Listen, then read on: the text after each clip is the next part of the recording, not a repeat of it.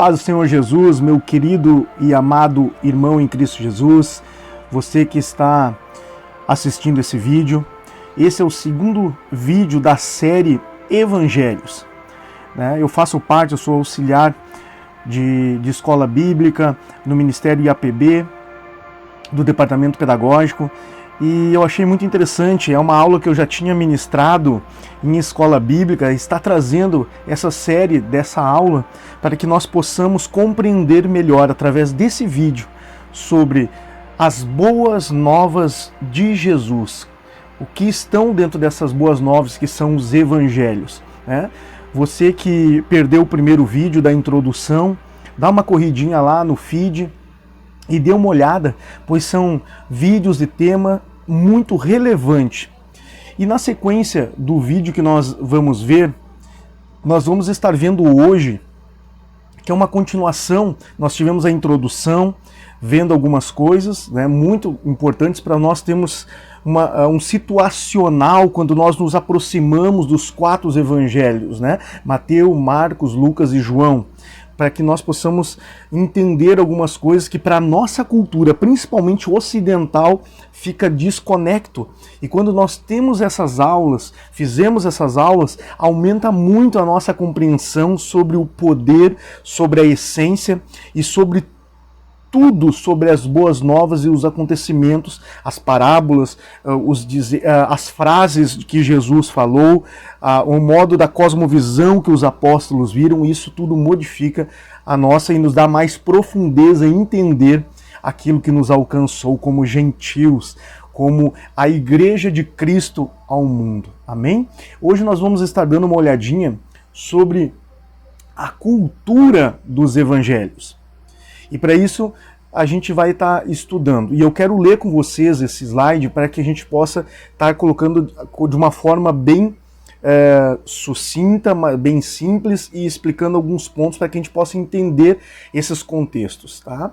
A hermenêutica afirma que Deus fala aos homens, através dos homens, em contextos específicos.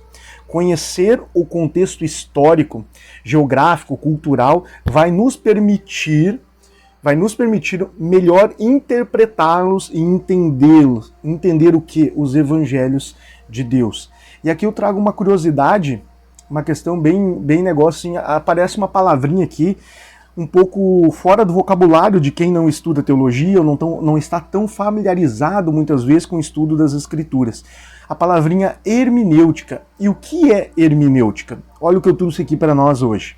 Hermenêutica é uma palavra com origem grega e significa arte ou técnica de interpretar, explicar um texto ou discurso. O seu sentido original estava relacionado com a Bíblia, sendo que neste caso consistia na compreensão das Escrituras para compreender o sentido das palavras de Deus, pois a palavra de Deus ela estava sendo apresentada, as boas novas estava sendo apresentada ao mundo. Então a hermenêutica ajudava a compreender, lembrando que na primeira aula nós já vimos que a palavra de Deus ela está inserida num contexto judaico. Então não num contexto ocidental, onde essa cultura, essa história, tudo que está relacionado à volta, ela influencia nessa interpretação. Então é por isso muito importante nós sabermos essas coisas. Sem mais delongas, como diz os sulistas, né, aqui no sul, a cultura do evangelho. Dentro da cultura do evangelho, dos evangelhos, uma coisa que nós temos que entender para a gente poder entender algumas situações, algumas histórias que estão acontecendo lá dentro dos evangelhos, é sobre a política da época. E por isso nós temos que pegar alguns pontos aqui. Os judeus eles estavam naquela época sob o jugo romano. Então quem estava dominando como um grande império naquela época, assim como nós tivemos os impérios babilônicos, nós tivemos o império egípcio que dominou, foi uma grande civilização da nossa história. O plano de fundo, o contexto de fundo dos evangelhos é o domínio do império romano, a qual ele julgava, ele era o detentor da autoridade máxima entre os povos a qual ele tinha dominado. Nós tínhamos na questão política algo que misturava uma certa política e religião, o Sinédrio, que nós vamos estar estudando o que o Sinédrio influenciava dentro da política. Apesar de ser algo também nas questões religiosas, ele acabava mexendo na política, fazendo parte da política. Né? Aqui nós trazemos até um exemplo. Apesar do Sinédrio, ele quem comanda a nação de Israel, nas questões principalmente religiosas, mas se envolvendo em algumas questões políticas de terra e algumas coisas assim, às vezes resolvendo essas questões, mas principalmente a religiosa, ele não exercia sua autoridade máxima como autoridade dentro do povo de Israel, a ponto que ele não tinha, segundo historiadores, a maioria dos historiadores colaboram com isso, que eles não tinham permissão de dar pena capital sobre as suas sentenças. E por isso que acabavam, na maioria das vezes, o Sinédrio ele ficava na pena máxima dele nas questões das chibatadas, né? 40 chibatadas menos umas lá, que a gente vai ver em João 18:31, exemplo, né? Outra questão sobre a política da época, os romanos, eles se utilizavam da classe dos publicanos. Os publicanos eram os políticos propriamente dito da época, só que eram judeus, e se utilizavam para fazer essa ponte entre o povo conquistado. Né? Então os romanos, eles pegavam esses judeus que se envolviam na política, e na maioria dos casos eles iam trabalhar como eles tinham um certo domínio, um certo estudo, como cobradores de impostos para a república, né? Então por isso que eles eram publicanos, né? Eles trabalhavam para os romanos nessas áreas, né? Também, principalmente na área de cobrança de impostos, né? Não eram judeus leigos, eram os judeus mais cultos, mas que eram muito mal vistos para os seus pares. Mas nós vamos estar vendo mais adiante mais detalhes sobre isso, né?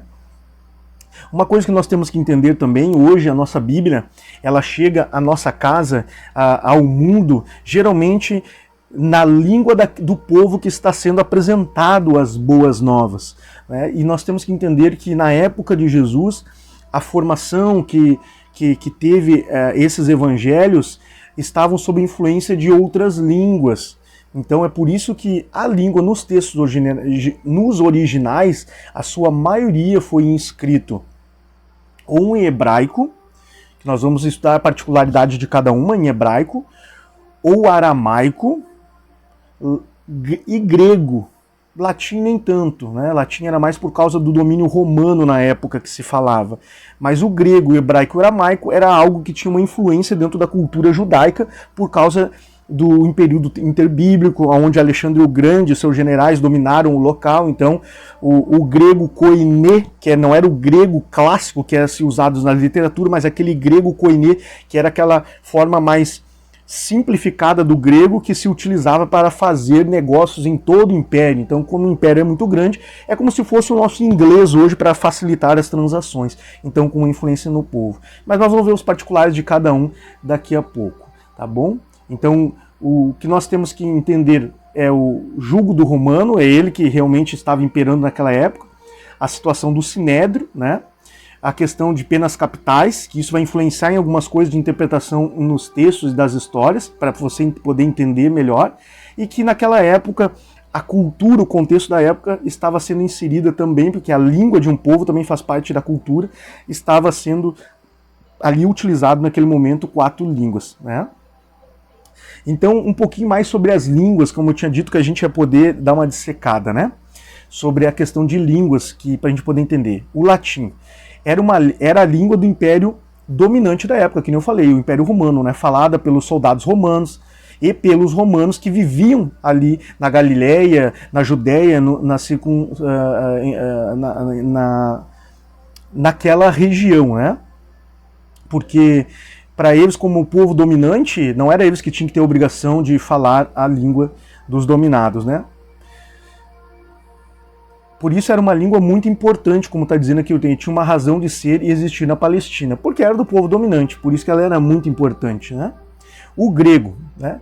Era uma língua culta, né? Era uma língua universal, como eu tinha explicado ali. Seria o equivalente ao inglês hoje. Uma língua que serve de padrão para as comunicações internacionais. Não era uma língua da plebe falava. E daí nós vamos entender por que isso não era uma língua da plebe falava, porque como uma língua universal usada em transações internacionais, não eram os plebeus que geralmente usavam essa língua, já eram comerciantes, né? O hebraico, né? O hebraico propriamente dito, ela era a língua mãe dos judeus, né? Era uma língua mais religiosa do que popular. Ela estava 100% inserida nos cultos aos templos, aos altos sacerdotes, né? Não era algo que você via corriqueiramente sendo falado nas ruas, nas periferias das regiões, né? Lógico, isso a gente falando de uma forma simplistas, né? Não entrando naquilo que sai fora da curva, né? Nas exceções. Mas é assim que se portava o hebraico, né? 100% mais ao nível religioso. O aramaico, essa sim era uma língua muito popular, o aramaico. O aramaico ele foi trazido para dentro da cultura judaica no períodos onde os judeus lá passaram cativos na Babilônia, onde tanto Israel como Judá foram invadidos e foram levados cativos para a Babilônia.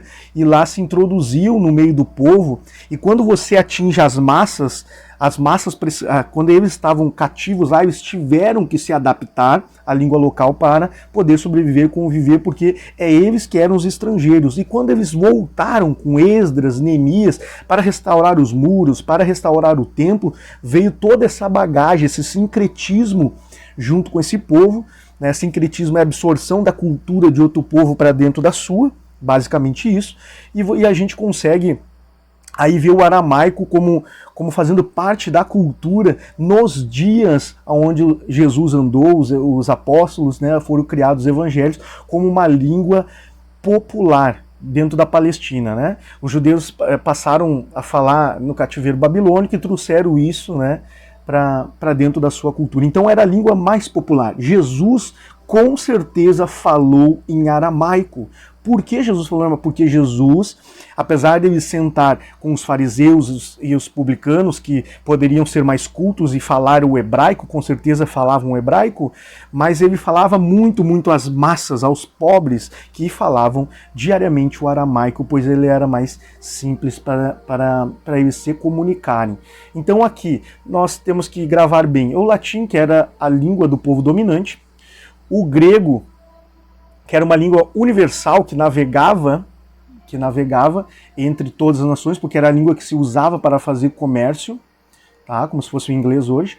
O hebraico era uma língua mais religiosa do que popular, tá? dentro dos judeus, só para nós entendermos. O aramaico era a língua de chão, era a língua das periferias da época. O que nós precisamos entender também, para a gente poder começar a montar na nossa mente, quando a gente lê os evangelhos, todo um cenário, todo um filme, o enredo correto, né, para se montar essa história na nossa cabeça através da leitura, é sobre a infraestrutura. Então, sobre a infraestrutura, Roma ela recebia os impostos de todas as regiões do Império. Roma era, podemos dizer, não sei se é a palavra certa aqui que eu vou usar aqui, pode ser que alguém souber possa me corrigir, ela tinha uma pretensão colonialista, as colônias tinham que sustentar o Império, a capital de Roma na Itália. Então, todas as regiões do Império pagavam impostos para Roma. O imposto era para manter esse império, o exército, financiar as obras públicas, as estradas, né, que o Império Romano foi muito conhecido por essas questões da estrada. Então, quando a gente vai estudar o Império Romano, realmente é um império que durou 1000 anos, de uma forma simples falando, realmente com um esplendor muito grande, com as suas histórias muito lindas, histórias mais truculentas, histórias esplendorosas, feitos esplendorosos. Foi um grande império, né? E tudo isso, esses impostos possibilitavam isso acontecer, né? Para a gente ter noção que isso é uma marca registrada hoje, né? Isso trazendo como uma curiosidade, a rede de estradas romanas construída pelos romanos tinha mais de 80 mil quilômetros de estradas primárias. Então, quando a gente vai tratar com estradas secundárias, a gente tinha quase 120 mil quilômetros de estradas. Estradas, na sua maioria, todas pavimentadas, feitas, que isso facilitava para o transporte, para a rapidez da comunicação em todas as situações. E detalhe, não haveria uma expansão tão grande do Evangelho, das boas novas de Cristo, se não fossem essas estradas. Então isso nos chama bastante a atenção, né? Então o que nós temos que gravar sobre a infraestrutura? Os impostos, todas as regiões conquistadas que faziam parte do Império pagavam a Roma. Dai de César o que é de César. Ponto. Para que eram esses impostos? Era para manter toda a estrutura do conquistador, desde a sua capital, com seus senadores, né, com a sua política, com as suas grandes obras de capitais de mármore esplendorosa. Hoje, se vai lá em Roma, já é esplendoroso, é maravilhoso ver toda aquela arquitetura. Imagine naquela época, 2000 anos atrás, né? Então servia para tudo isso, as estradas, enfim, né? Isso fazia ser o império que eles eram, né? E uma curiosidade que eu estou trazendo aqui para nós, para implementar, complementar melhor, né, fazer um adendo aqui através dessa curiosidade, é essa aqui. Até o ano 10.000 a.C., a população estimada da Terra era de 1 milhão de pessoas. Então, 10.000 antes de Cristo, se estima-se, segundo alguns pesquisadores, pode haver divergência nesses números, mas não foge muito disso, a maioria corrobora com isso, né, que nós tínhamos 1 milhão de pessoas 10.000 antes. Então, antes dos egípcios, antes de Abraão ainda, né, nós vamos ter aí cerca de 1 milhão de pessoas. Com o advento das técnicas de plantio, se atingiu no ano 1 depois de Cristo, que teve uma revolução ali, né, sobre as técnicas de plantio nessa época. A população mundial totalizava cerca de 250 milhões de habitantes. Então, na época de Jesus, segundo os historiadores, nós tínhamos no planeta Terra de 250 a 300 milhões de habitantes. Somente isso. Somente o Brasil hoje tem em torno de 215 milhões de habitantes. Praticamente era somente o Brasil, um pouquinho mais que o Brasil aí, que existia na Terra, para te ver como a população, o id multiplicai-vos, realmente aconteceu. Após 1.600 anos, no ano 1.600 por volta, aí a população mundial já ultrapassava os 500 milhões de habitantes. Em 1850, 200 anos depois, a população do planeta atingiu 1 bilhão de pessoas. Então a gente vê que conforme a tecnologia, a ciência se multiplicaria, como diz a palavra de Deus, né, as técnicas foram refinadas, a população, os centros urbanos foram crescendo muito mesmo, e avançou muito. Após 1850, avançou muito rápido a população da Terra. Até o ano 1850, até o ano 1600, tu vê que na época de Jesus para 250 e 300, para simplesmente dobrar, ou praticamente dobrar para 500 milhões, um milênio e 6 séculos, foi gradativamente um pouco mais devagar. Isso devido às técnicas de plantio, de manufatura. Mas quando a gente parte depois de 1850, nós chegamos perto da questão da Revolução Industrial, para quem estuda e ainda lembra alguma coisa, a gente vê que as coisas foram muito rápido, e é bíblico isso, né? Outra coisa que nós precisamos entender também como é que eram formadas crenças da época. O que estava envolvido nas crenças da época. As crenças da época, basicamente, nós tínhamos politeístas e monoteístas, né? Então nós tínhamos alguns povos monoteístas, que nesse contexto nosso, os judeus vão se enquadrar, né, como monoteístas, né? E quando os judeus brincavam com esse monoteísmo, podemos se dizer assim, quando eles se desviavam desse monoteísmo, eles tinham as suas consequências. Quando eles deixavam o sincretismo, quando eles absorviam a religião de povos politeístas, eles tinham consequências. E a Babilônia, o cativeiro babilônio, foi uma forma de expurgo, não sei se essa palavra é a mais correta, mas para expurgar de uma vez por todas, porque eles vieram desde Crônicas. Quando nós vamos ler Crônicas, os reis que tiveram lá, todos ficavam se desviando, enfim, né? Só para a gente não misturar aulas com outras aulas, né? Eles se aventuravam, os reis se aventuravam, Israel se aventurava com outros deuses.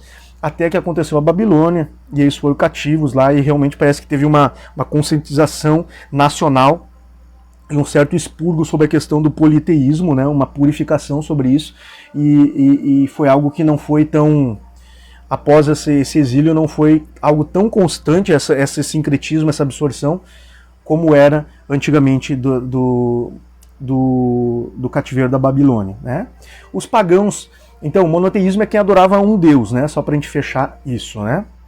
Os pagãos, já na sua maioria, eram politeístas, alguns não tinham o conceito de ateísmo na época, apesar de haver alguns fragmentos sobre isso, mas não de uma forma conceitual, que eu me lembro agora nesse momento, né? Mas os pagãos, eles já eram politeístas, eles adoravam aquilo que eles achavam que eles teriam que adorar. Se eles achavam que teriam que adorar uma estátua, eles adorariam a estátua, um deus X, outro deus para cá, o deus da fertilidade, o deus da plantação, o deus sol, enfim, eles eram vários deuses e atribuíam vários acontecimentos a esses deuses, né?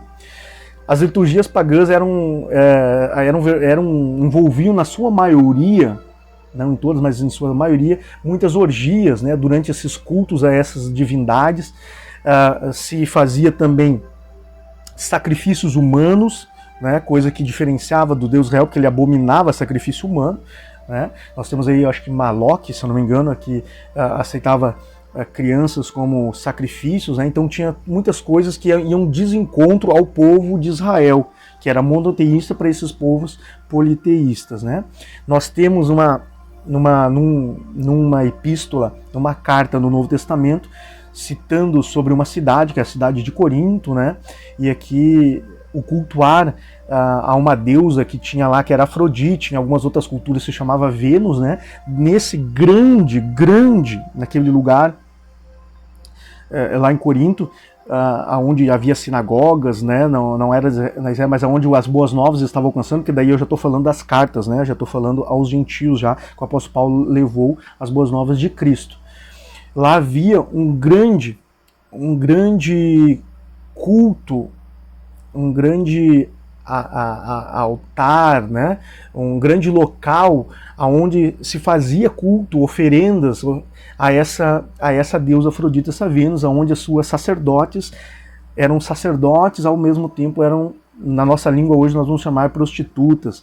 Elas se relacionavam, faziam sexo e orgias que estavam envolvidos nesse cultuar a essa deusa, né?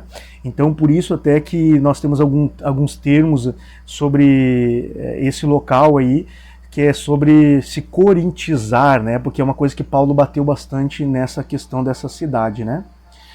Então, a consequência do monoteísmo, né? Da idolatria que aconteceu com os judeus, mas eles são monoteístas, sobre os politeístas, sobre Corinto, né?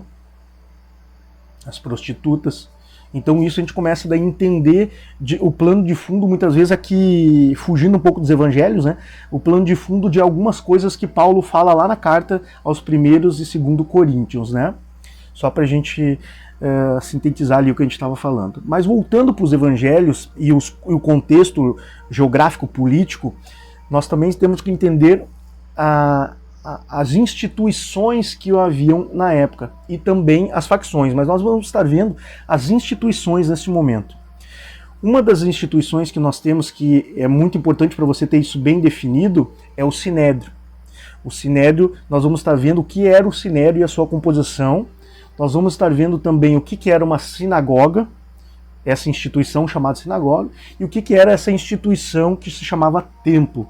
Porque a gente tem que ter isso bem em mente, separar essas instituições, para que faça sentido muitas histórias para nós, os leitores, que muitas vezes, às vezes, não estamos familiarizados, ou até mesmo já lemos bastante, mas muitas vezes parece que algumas coisas nunca se encaixam. Por quê? Falta muitas vezes todo esse contexto para a gente estudar, para a gente poder ir mais a fundo assim, no entendimento. Lembrando que os evangelhos não foram escritos num contexto ocidental.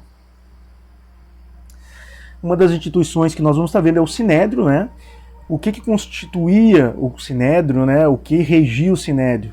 O que regia o Sinédrio eram as questões dos judeus sobre a religião, principalmente sobre religião, com algumas, segundo historiadores, com algumas intervenções em algumas outras áreas, mas de muito pouco, mas a principal dela era questões religiosas dos judeus que acabavam influenciando na política. Não tinha como, né?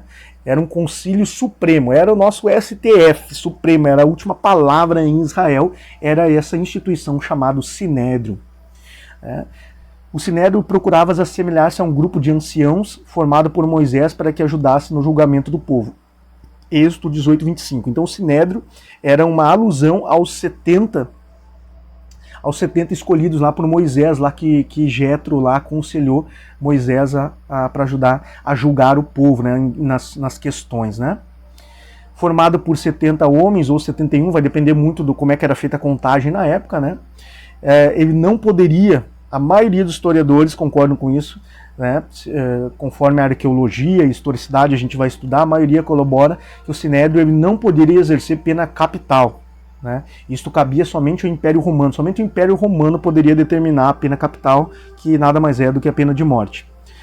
E aí a gente entende por que Jesus foi levado a Pilatos. Começa a fazer sentido por que Jesus, se ele estava no Sinédrio, por que ele foi levado ao governador Pilatos? Porque eles queriam fazer uma sentença capital em cima de Jesus e eles só poderiam dar chibatadas. Né? Por isso que eles recorreram ao Pilatos. Era a maior pena dentro do judaísmo que você poderia dar nesse contexto, né? Lá em 2 Coríntios 11:24, né? 40 açoites menos 1, né? Por que 40 açoites menos 1? A gente vai poder estar comentando depois um pouco melhor, que era uma questão aí da gente não humilhar a pessoa, né? Então você perdia o fundamento do que era projetado na lei. É por isso que eu queria trazer essa curiosidade. Se o culpado merecer açoites, o juiz o fará deitar-se e o fará açoitar na sua presença, com o número de açoites segundo a sua culpa. Quando açoites lhe fará dar, não mais, para que, porventura, ele lhe fizer dar mais do que estes. Teu irmão não fique afitado aos teus olhos. Deuteronômios 25:2-3. Conforme observamos, a lei trazia a possibilidade de alguém ser açoitado como pena, mas colocava um limite sobre isso, um máximo, 40 açoites.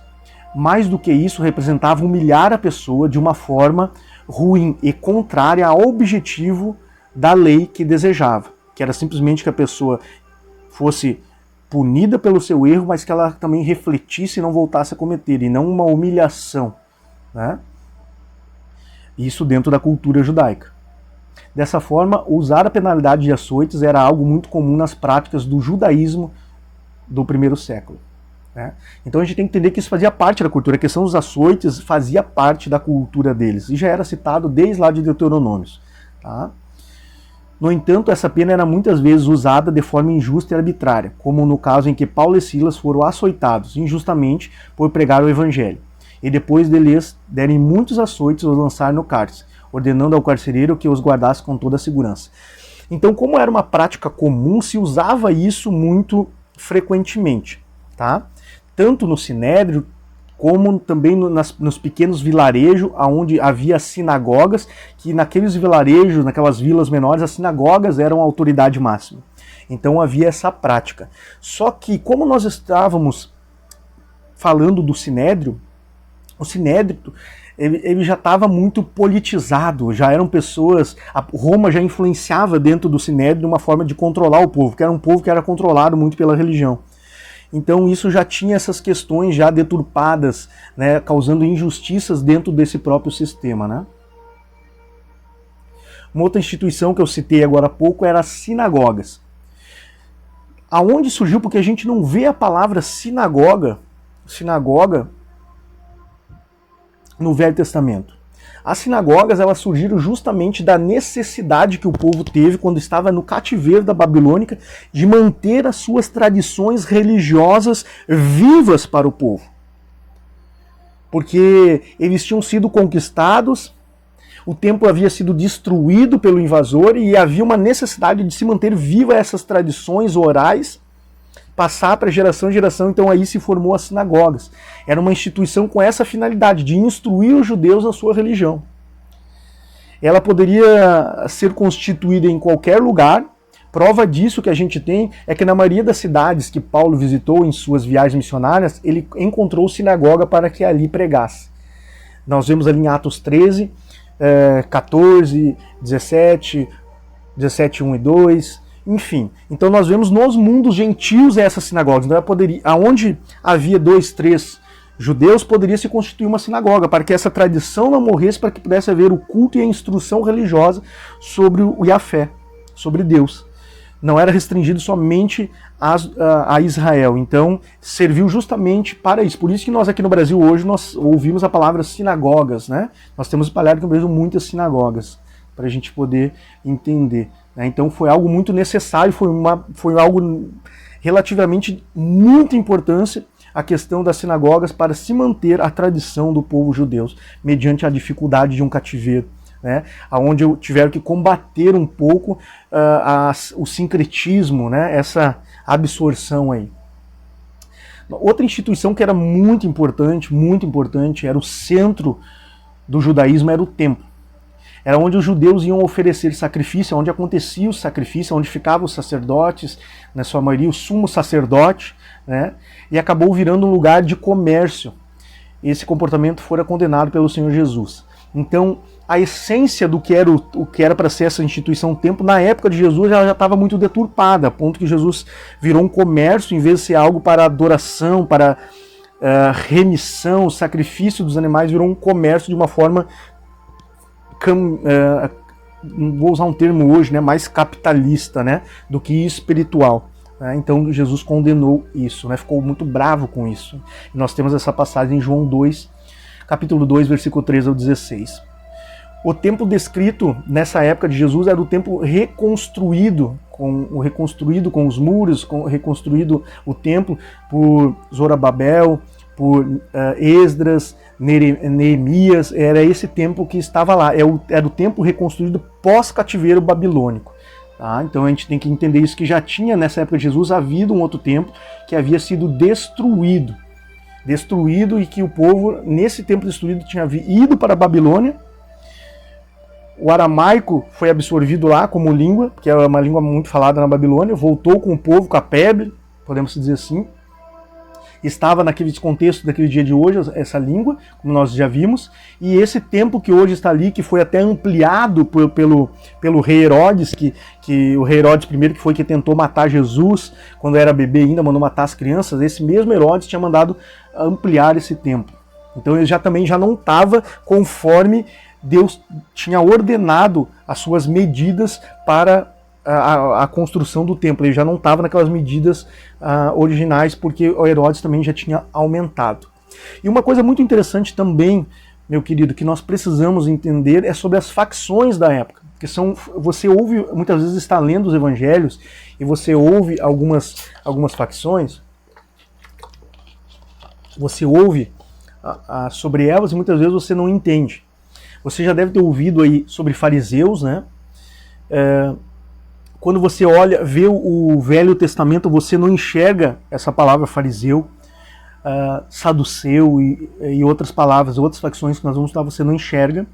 São frutos, quase todos eles são frutos de um período interbíblico, onde essas classes de judeus, essas facções políticas, essas classes surgem no período interbíblico, né? Onde lá, quando quem estuda um pouquinho mais vai lá, que vai estudar um pouco sobre Macabeus 1, Macabeu 2, que é um período interbíblico, onde Deus cessou de falar com os profetas ao povo de Israel, e acontece invasões, guerras civis, enfim, e daí se formam essas facções, tá? Que não são citadas no primeiro Testamento, tá? Ou na Velha Aliança. Os fariseus, eles eram populares e eram uma das facções, como você preferir, mais influente da época dos evangelhos. Tanto é que Paulo, antes da sua conversão, pertencia a essa seita judaica. Filipenses 3:5, Atos 23:6. Dominavam as sinagogas. Este era um dos motivos de Paulo ter facilidade para falar nas sinagogas. Então, se estima-se, alguns historiadores, esse número pode estar inflado ou não, porque como a sinagoga poderia ter em cada povoado onde tivesse 2 ou 3 judeus, poderia haver uma sinagoga, já conseguiria se formar, com meia dúzia de judeus já se formava uma sinagoga, facilmente conseguiria se formar uma sinagoga em qualquer vilarejo. Então se entende que haviam na região toda, na época, existiam em torno de 1000 sinagogas. Se estima-se isso, tá? E quem dominava o ensino nessas sinagogas eram os tais fariseus. Por isso que eles eram muito preeminentes e Paulo tinha um fácil acesso, porque lembrando que Paulo era um fariseu. Eram tradicionalistas, também eram hipócritas, daí a gente vai entender por que Jesus combateu a hipocrisia dos fariseus, e foram duramente criticados pelo Senhor Jesus. Mateus 23 é o ponto-chave da crítica, né? Mas eles eram muito apegados à tradição oral, que é a letra da lei. Seu nome derivava do hebraico farast, creio que, não sei se é corretamente a pronúncia, né, que eu falei, que quer dizer separa-se, separado, né? Então, eles se achavam, naquela hipocrisia deles, melhores que os outros separados, né? Então, eles se apertavam muito sobre as leis orais. Então, quando você já ouviu falar do tal Talmud, os 612, 606, 612 preceitos do Talmud, que tem várias variantes do Talmud, mas de certa forma, que era uma explicação, as Mishdá, se não me engano se é assim que se fala, que são explicações da própria palavra de Deus. Eles ficavam muito presos a isso, essa questão oral, né, que depois foi colocado para dentro de livros, essa questão oral muito dos fariseus, principalmente depois, lá com a destruição do templo lá, pós-morte de Jesus, depois de algumas décadas, né? Eram legalistas, mas acreditavam no mundo espiritual ao contrário dos saduceus. Então, eles tinham essa questão espiritual envolvida, eles acreditavam na questão dos demônios, eles faziam exorcismos, né? Então, apesar da Bíblia não citar, né, mas quando nós vamos para a história paralela ali, nós vemos que os fariseus eles também até acreditavam em exorcismo dentro das suas práticas, né? Então aqui é uma facção, uma seita, enfim, um grupo muito importante, e nós ouvimos falar muito deles dentro do Novo Testamento. Então a gente precisa entender quem são esse grupo. Nós temos um grupo também que se chama os saduceus. Eles eram formados pela aristocracia judaica. O templo e o sinédrio é a administração política de Jerusalém. Então, os saduceus os judeus que se envolviam com a política. Os administradores que envolviam que tinham grana, que tinham um contato muito maior com os romanos, né? Diferente do povo e até mesmo dos fariseus, apesar de ter os fariseus também, por serem muito tradicionais, eles tentavam se afastar do império, literalmente do Império Romano, não que eles não circundavam, né? Porque daí quem fazia aquela ponte era o sinédrio, que se sujeitava aos romanos, fazendo aquele equilíbrio, vamos dizer assim, né, do povo. Os fariseus tentavam às vezes se afastar, não eram tão próximos como os saduceus, que não viam problema nenhum de se afastar, participar de administração, de participar do sinédrio. Boa parte do sinédrio era construído por fariseus, mas os mais altos cargos ali, segundo historiadores, ali eram saduceus. Se eu não me engano, os sacerdotes dos tempos de Jesus não eram fariseus, eram saduceus, da linha de saduceus, tá? E esse grupo não sobreviveu à destruição do Templo de 70. Então esse grupo ele sucumbiu com a destruição no ano 70, por volta do ano 70, com a destruição do Templo de Jerusalém, porque houve uma revolta, primeiro uma revolta civil, onde os saduceus com certeza eles eram mal vistos pelos pares, pela plebe, né, pelos mais tradicionais, e automaticamente morreram muitos naquele convívio ali. E depois também os próprios romanos acusando eles de toda a situação, porque como eles se envolviam na administração, também então esse grupo ele sucumbiu como instituição. Como instituição não, como um grupo realmente nessa época, né? Nós temos um grupo também que era bem complicado nessa época, né? Que os romanos combatiam bastante de uma forma bem dura, né? Que eram os zelotes. Era um grupo religioso com a intenção política de lutar e resistir contra o Império Romano. É o que criava as revoltas, né? Foi um partido, um grupo que encabeçava as resistências contra Roma e culminou na destruição, e foi esse grupo que culminou, que fez o levante da revolta contra os romanos por volta do ano 70, né?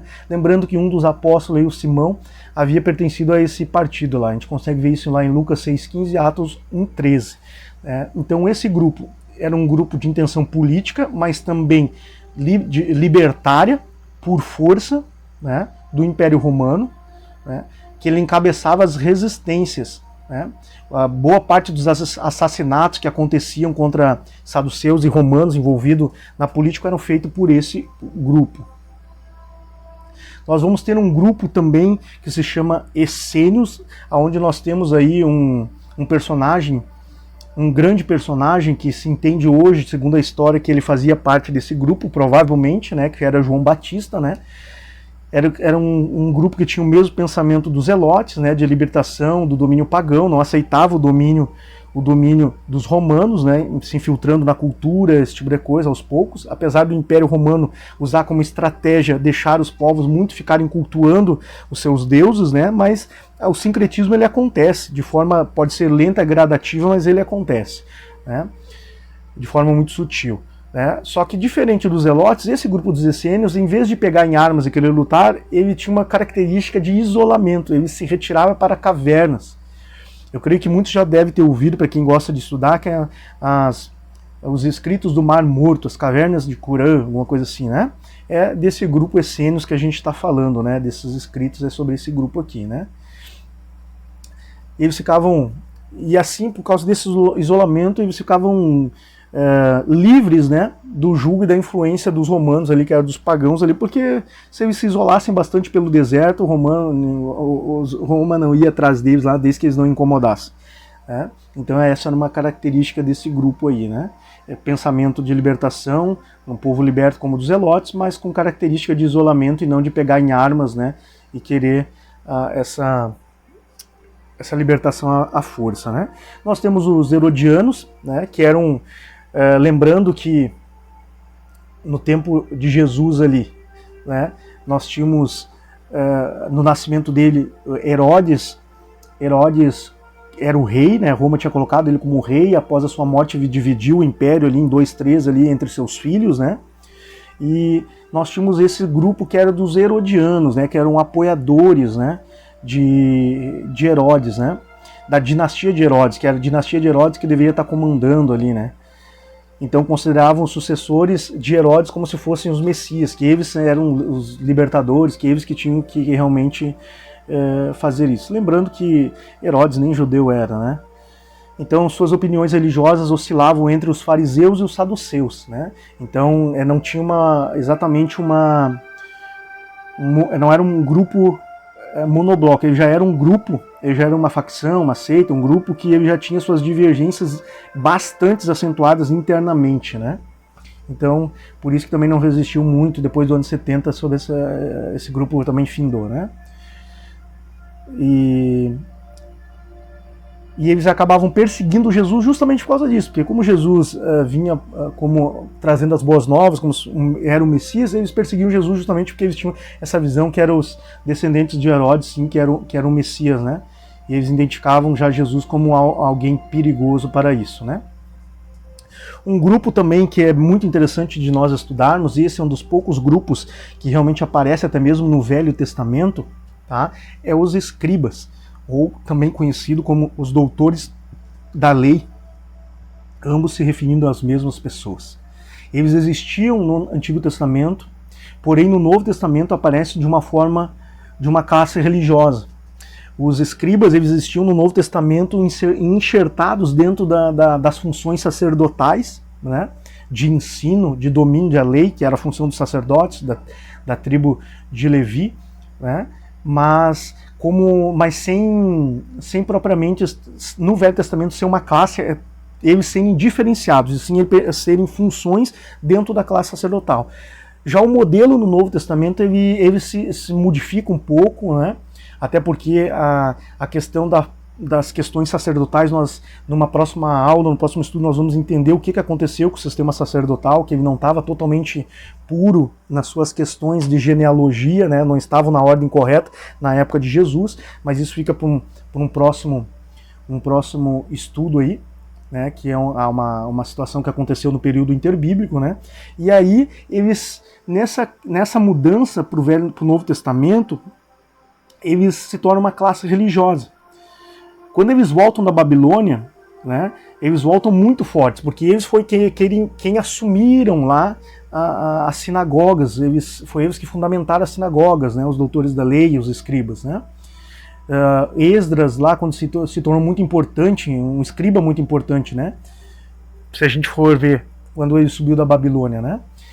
Ele era um escriba hábil na lei de Moisés que o Senhor Deus de Israel tinha dado. E segundo a mão do Senhor, seu Deus, que estava sobre ele, e o rei lhe deu tudo quanto lhe pedira. Esdras 7:6. Aqui então é um escriba preeminente que foi escolhido de Deus aí para esse período de restauração, tanto de muros, de templos ali, junto com Zorobabel, e são tudo contemporâneos, né?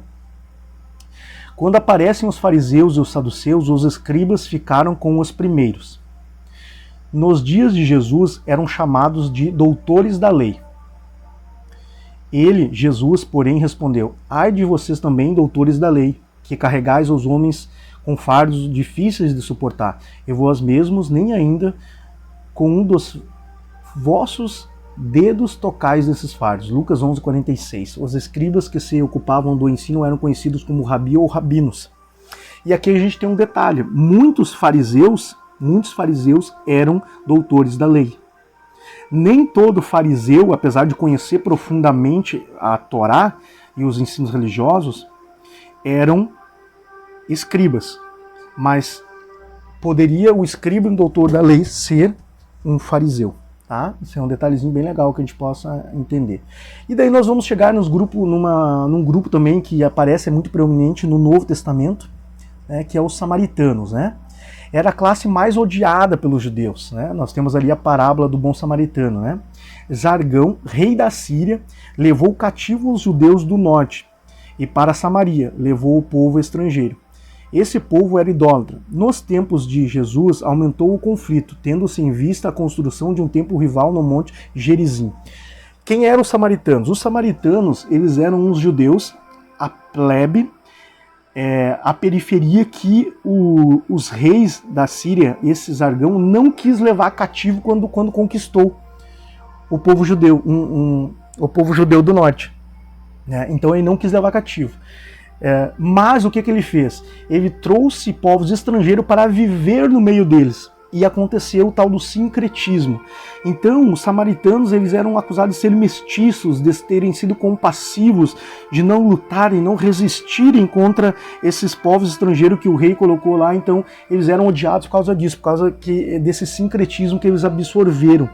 Então, eles não tinham, para a visão de um judeu mais ortodoxo, mais tradicional, eles tinham muitas liturgias, acreditavam em muitas coisas místicas que não pertenciam mais à cultura, ao Deus vivo. De certo modo seria isso. De tal maneira se acentuaram as rivalidades entre eles, que os judeus consideravam os samaritanos como cães. Essa dissensão entre judeus e samaritanos fica explícita no diálogo de Jesus com a mulher samaritana perto do poço de Jacó. Disse-lhes: então a mulher samaritana, como sendo tu judeu, ela já faz essa ênfase, né? Me pedes para beber a mim, que sou mulher samaritana? E abre aspas, né? Abre os parênteses, né? Porque os judeus não se comunicavam com os samaritanos, né? João 4:9. Também é sintomático o fato de Jesus ter escolhido os samaritanos para protagonizarem algumas narrativas, como, por exemplo, a parábola do bom samaritano. Então aí a gente consegue daí começar a entender o porquê esse ódio, quando a gente faz a leitura e o que Jesus está combatendo sobre as questões de classes sociais, né, nas questões culturais. Então isso é muito importante. E a gente precisa entender como é que Jesus, essas boas novas, como é que Jesus se apresenta também nesses 4 evangelhos, né? Então, o centro é Jesus nos 4 evangelhos.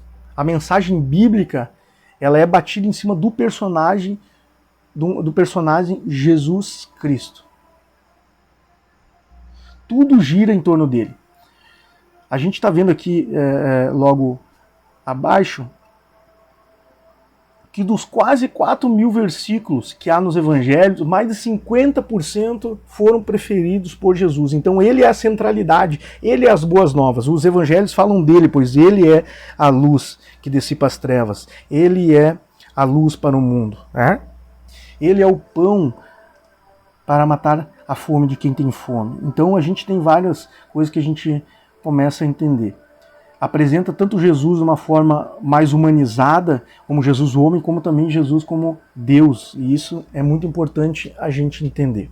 Então essa aula de hoje, ela nos traz esses aspectos retornando da língua, do contexto da língua, porque às vezes é difícil fazer uma tradução, às vezes que se adeque, né? E às vezes por isso que no português, dependendo da língua, principalmente o nosso português, nem sempre uma tradução que se ajeite não é a mais adequada, porque muitas vezes ela não fica no sentido, porque muitas vezes algumas Bíblias elas tentam colocar a frase para uma compreensão para dentro da nossa língua.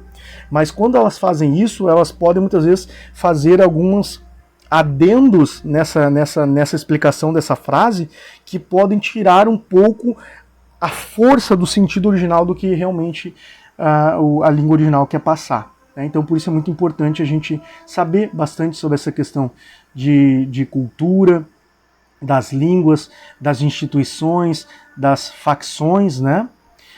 Isso é muito importante para essa nossa compreensão. Na próxima aula, a gente vai ver sobre esse paralelo dos evangelhos, acontecimentos, Jesus do Novo Testamento, as boas novas, o que fala no Velho Testamento sobre isso. Porque como esse livro ele foi feito por judeus, eles faziam muito isso de mostrar Jesus como uma promessa, um Messias, algo que estava se cumprindo sobre aquilo que Deus tinha prometido para eles. A gente vai ver esse paralelismo aí de uma forma, tentar fazer de uma forma mais simples, né? Que a gente possa entender melhor isso, pois vai nos dar muita profundidade, meu querido, sobre isso. Então entender sobre a cultura, a geografia da época, a língua, a política da época é essencial para a gente entender melhor e mais profundamente os evangelhos. Amém? Que Deus possa abençoar a sua vida, que nós possamos crescer todo na graça e no conhecimento, em nome do Senhor Jesus, e até a próxima. Shalom Adonai.